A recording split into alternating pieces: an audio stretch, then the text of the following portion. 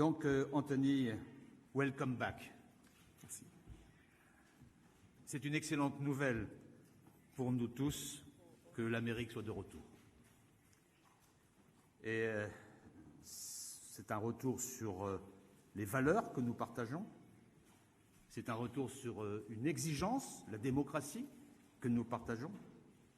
C'est un retour sur le multilatéralisme que nous avons créé ensemble et que nous avons la responsabilité de poursuivre intensément. The inception of the G5 Sahel Front has been asking for this force to be under a mandate of the United Nations. We are seeing elevated attacks on the Afghan security forces and in certain parts of the country compared to a year ago. No increase in attacks on our forces, on the NATO forces that remain. Had we not begun the process of drawing down our military forces, based on the agreement reached by the previous administration with the Taliban, our assessment is the status quo would not have held. The attacks that we're seeing now and other attacks almost certainly would have commenced, including potentially attacks on provincial capitals. So the status quo was not an option, but we're looking very carefully at the situation on the ground in Afghanistan, and we're also looking very hard at whether the Taliban is at all serious about a peaceful resolution to the conflict. We continue to be engaged on the diplomacy, but actions that would try to take the country by force are, of course, totally inconsistent with finding a peaceful resolution. La valeur du nouvel élan que le président Biden et le président Macron ont donné à la relation qui nous unit.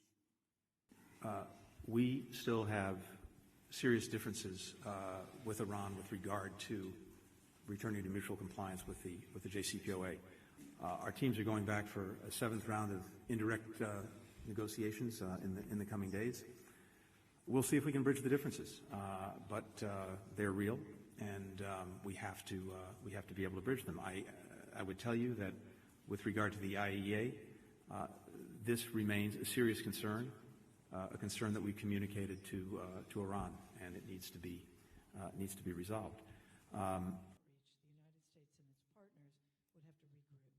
Is there a point at which Iran's qualitative gains in advancing its nuclear program would go? We have a national interest in trying to put the nuclear problem back in the box that it was in under the JCPOA, that unfortunately it is now out of. And at the same time, in doing that, we will retain all of the necessary tools to deal with Iran's actions in other areas that are profoundly dangerous and destabilizing. In fact, I think we'll be in a better position to do that, particularly since we'll be united with our allies and partners on this. So our focus, irrespective of individuals, irrespective of leaders, is in pursuing the national interest. And we believe that if we can get back to compliance with the JCPOA, an agreement that was working, that had put the nuclear program in a box, it would be in the national interest. Nous en avons parlé.